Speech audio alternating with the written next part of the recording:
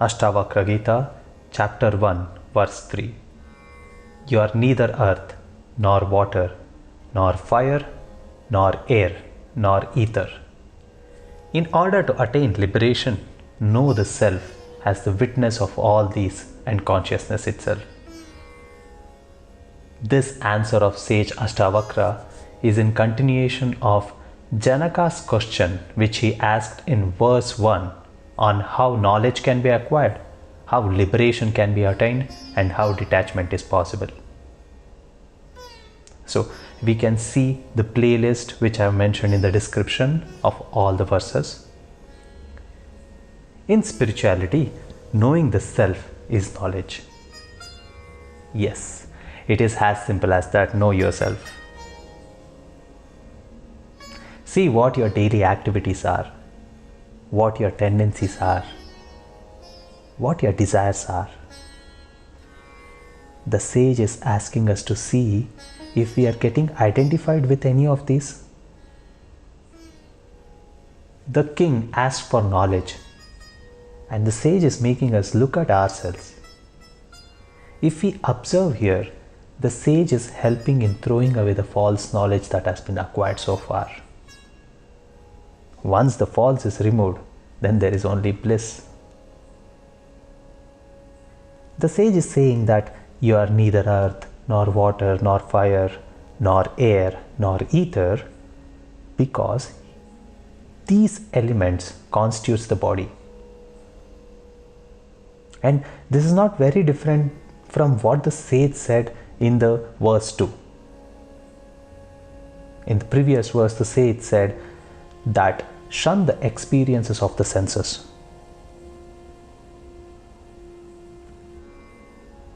And for whom these senses are? For the body.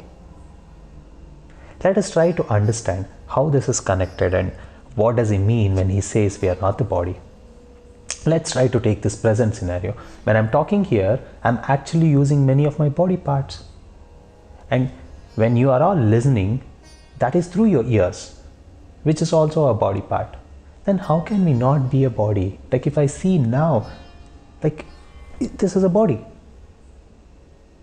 So we need to see the verses in depth and also see the minute details of what the sage is saying here. When sage says to witness all of this, then he meant to witness what we are getting identified with. The sage is taking us through this journey of witnessing because every one of us knows what our desires are, what our actions are, what our tendencies are, and what are we willing to do, what are these senses willing to do. He is making us a bit open and letting us see the relationship with these. This is very helpful, and this is the first step. He is asking us, is there something else, my dear ones? Are we just these? Can you please inquire? This is what the sage is asking for. And yes, the body resists to see or to go beyond. But this is the only way. Keep the inquiry on. Say there is a desire. And once the desire gets fulfilled, the desire is gone. Then what is the nature of this desire? Like there is an image, and once this image of desire is just looking for fulfillment, and once this is fulfilled, it just shatters. It's not there. The mind doesn't let us look at these things. That's when the sage is first letting us know and letting us do these things where, go and look at all this. And why are you getting identified that this is your desire? Is this truly your desire? Or is this being marketed by someone? Inquire. If you are just the body, then you would have already been fulfilled. You would have been enjoying in this world. You would have not been looking for completeness. You would have always been in bliss because the body is there. Why are you not? This is evident that you are not just a body. This is what the sage is saying when he says you are none of these elements. If you are just a body, then why is there will and wish to progress? Why there is curiosity? Why there is churning? And why the wish for liberation? And when he says wish for liberation, we saw this in verse 2 as well, where the sage was saying that don't look for the mediums for you to get liberated.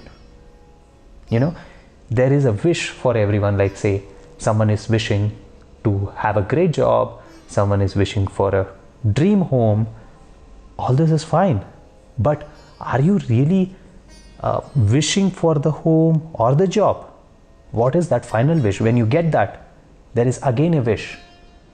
If you just go through all of these loops, what is that finally that you need?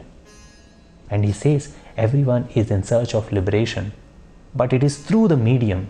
That's when he said in verse 2 that it is in front of you. It is that simple, the simplicity, right? It is right in front of you. Remove these mediums and try to get it. Just it's in front of you. It's available now. No? They're all willing and thriving for this completion. But just that we are looking and utilizing the world as a medium and getting stuck there. And this is the bondage. This is the core of ignorance, and this is the only false knowledge. And this bondage happens in mind. And our mind cannot be empty. It needs something to be filled with. It needs some story. And the same happens with King Janaka's mind as well, where it emerges out something out of curiosity, and he asks, if I am not any of this, then who am I?